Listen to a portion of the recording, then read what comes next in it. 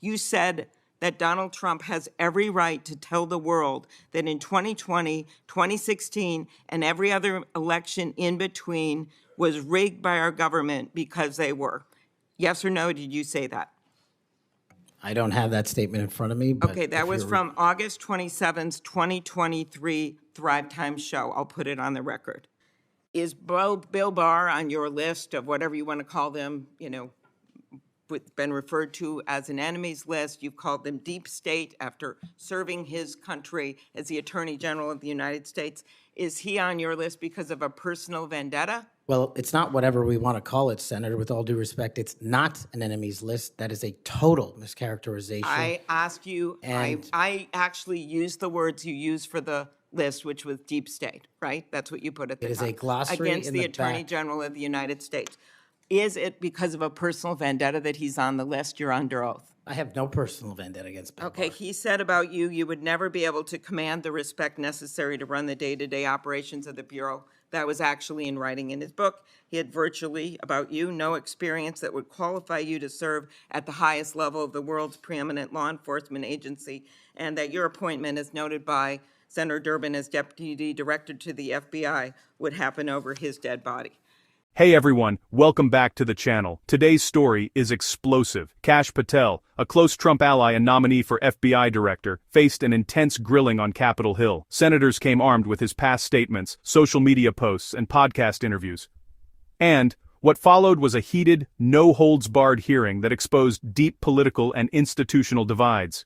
If you care about truth, transparency, and accountability, make sure to hit that subscribe button and turn on notifications, because you're not going to want to miss what's coming next. The hearing kicked off with the senator reaffirming what the FBI stands for: fidelity, bravery, integrity. She reminded everyone that the Bureau's mission is not about politics or revenge, but about truth and facts. Then, she set her sights on Kash Patel, questioning whether someone who's repeatedly attacked the FBI and accused it of corruption could possibly lead it with integrity. Patel sat firm but defensive as she laid out a series of controversial quotes, and that's when things started to heat up. The senator brought up Patel's previous remarks, claiming Donald Trump was right to say the 2016 and 2020 elections were rigged. She pointed out that those claims were thrown out by courts, even Republican-appointed judges. Patel didn't deny it outright. Instead, he said he didn't have the statement in front of him. It was a careful dance, one that raised more questions than it answered. Then came the January 6th discussion. Patel was pressed about his social media posts calling Capitol police officers cowards in uniforms. Once again, he dodged specifics, claiming he didn't recall the post. Things took a wild turn when Patel was asked about promoting a so-called COVID vaccine detox supplement. He admitted he's not a doctor and never conducted clinical trials, but defended himself by saying he gave people an independent choice. The senator shot back, calling it preying on innocent people. Moments later, she confronted him with another controversial statement, that in a second Trump term, Patel said they could prosecute DOJ officials under RICO laws for allegedly rigging elections. He brushed it off as a partial quote, but the room was clearly stunned. Next up, former Attorney General Bill Barr. The senator accused Patel of labeling Barr part of the deep state, simply because he refused to support Trump's election fraud claims. Patel denied any vendetta, but the tension was unmistakable. Then came the media question. Patel was reminded that he once called the press the most powerful enemy America has ever seen, and vowed to come after journalists who spread lies. His response? Again, that it was taken out of context. The senator went for one last bombshell. Quoting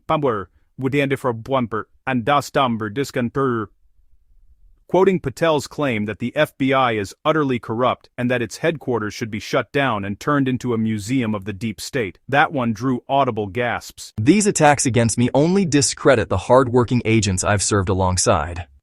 Thank you very much, Mr. Chairman.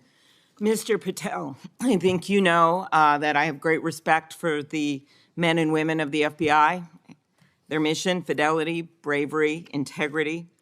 I believe they deserve a director who respects their work and sacrifices, and they deserve a director who's focused on their mission. This is not about bingo cards or games. This is not about revenge. This is about the safety of our country and the people that work in the FBI. And the FBI runs on facts, it runs on truth, truth matters, and without truth, the whole system breaks down. You said that Donald Trump has every right to tell the world that in 2020, 2016, and every other election in between was rigged by our government because they were. Yes or no, did you say that? I don't have that statement in front of me, but Okay, that if was you're- from August 27th, 2023 Thrive Time show. I'll put it on the record. These claims made in that statement were rejected by courts, including by Republican judges. Is that correct? I don't have enough of the facts in front of me to make that I assessment. will put that statement on the record, but I think everyone in this committee, including the Republican members, knows that these statements were rejected by courts. You were asked about the police officers in the Capitol who testified in the January 6 hearings, and you accused them of lying. Is that correct or not correct? I don't think that's accurate. Okay, Joe Packed podcast, March 2024, we'll put it on the record. I was there. The police officers were heroes that day. Yes. Did you post on your personal social media account in May of 2024, January 6th, never an insurrection, cowards in uniforms exposed. They broke the chain of command. I believe you're referencing a post that was shown in part earlier. I don't have it in front of me.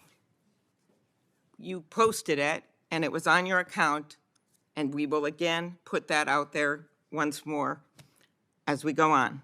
I don't want to lose any more time on this, but every one of these, there's a record of it, and you haven't answered.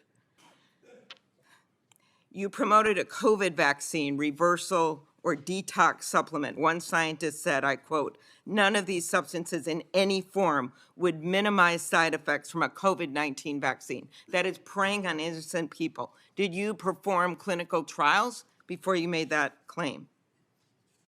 I'm not a doctor, so no. But you did promote this supplement and told people that it would reverse or mitigate the side effects from COVID vaccine. Did I give people an opportunity to make an independent choice for what's best for their families? Yes. You did that last year, correct? I don't have it in front of me again, Senator. Mr. Patel, the FBI tackles some of the most complex threats that we face: terrorists, hostile foreign powers, violent gangs, fentanyl, criminal organizations. Your mission, though, has been to go after people. I've looked at it. I've read this stuff. Yes or no? When Trump wins, did you say this? When Trump wins in 2024 and is in power in 2025, we can prosecute them, referring to Justice Department officials for an actual RICO statute violation, for criminally organizing the United States government to break the law to rig presidential elections. Did you say that, yes or no? Again, Senator, you're reading a partial statement, so I'm unable to fully respond. Okay, again, we'll put it on the record. X22 report podcast 20, that is from, I'll get you the date, about a year ago. One of the names on your list was Bill Barr. Chairman Grassley has called him one of the most capable cabinet officials I've ever been able to vote for. Senator Graham has said, I have nothing but total respect and admiration for the job done by William Barr as Attorney General of the United States. Is Bill Barr on your list of whatever you want to call them, been referred to as an enemies list? You've called them deep state after serving his country as the Attorney General of the United States. Is he on your list because of a personal vendetta? Well, it's not whatever we want to call it, Senator. With all due respect, it's not an enemies list. That is a total mischaracterization. I asked you, And- I actually used the words you used for the list, which was deep state, right? That's what you put at the It is top. a glossary Against in the the Attorney back. General of the United States.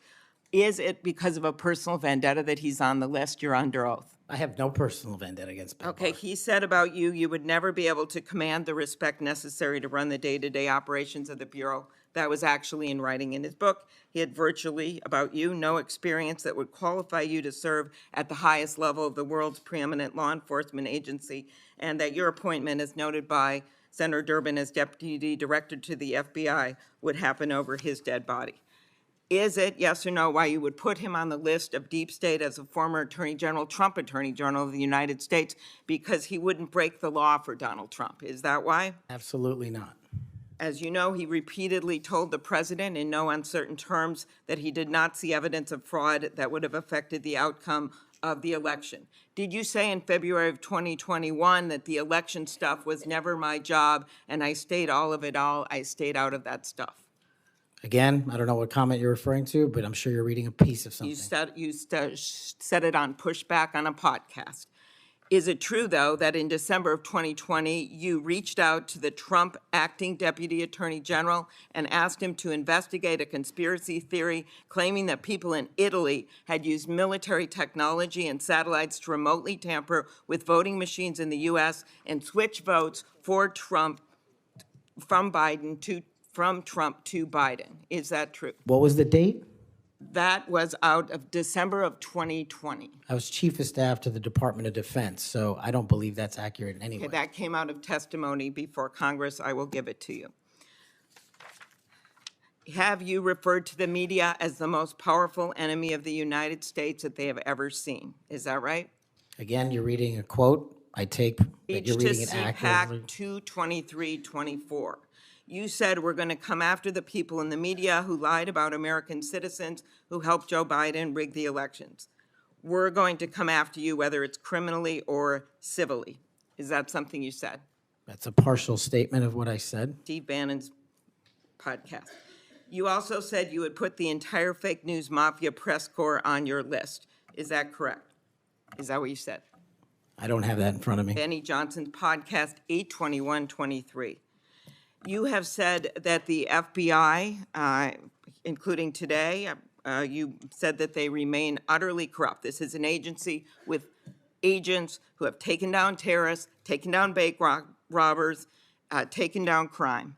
And you wrote that the FBI has become so thoroughly compromised that it will remain a threat to the people unless drastic measures are taken. Do you know that under Chris Wray's leadership, he took over at a very difficult time, we all know that, appointed by President Trump, that during his tenure, the applications to the FBI has in fact tripled? Do you think people would be applying to that agency like in those numbers if they thought it was so corrupt? The American public's trust in it is at 40%. That's an all-time low. Did you say that the FBI headquarters should be shut down and reopened as a museum of the deep state? Mr. Chairman, are we allowed to go an extra time? Let's see, you get a second round. Before I call on Senator Lee. Could he just answer the question if he said that the FBI headquarters, where they investigate cybercrime and terrorism, should be shut down and opened as a deep state? Hey, Mr. Chair. As a museum. Did he say that the headquarters should be shut down? Mr. Chair. I deserve an answer to that question. He is asking to be head of the FBI, and he said that their headquarters should be shut down. Mr. Chair, parliamentary inquiry. You got anything you want to say, Mr. Patel, before I go on to Senator Lee? Simply this. If the best attacks on me are going to be false accusations and grotesque mischaracterizations, the only thing this body is doing is defeating the credibility of the men and women at the FBI. I stood with them here in this country. In every theater of war we have, I was on the ground in service of this nation. And any accusations leveled against me that I would somehow put political bias before the Constitution are grotesquely unfair. And I will have you reminded that I have been endorsed by over 300,000 law enforcement officers to become the next director of the FBI. Let's ask them. Mr. Chairman, I am quoting his own words from September of 2024. It is his own words. It is not some conspiracy. It is what Mr. Patel actually said himself. Facts matter. You forget that you had 3 minutes in the next round to say what you just said. Okay, I'll say them again. Okay. Before I call Lee. Mr. Chair, just parliamentary inquiry, and it was on time. It wasn't disputing any of the debate, but I intend to keep to my 7 minutes, and I appreciate you keeping everyone to it. If we go over, can we have that decrement against the time in the second round?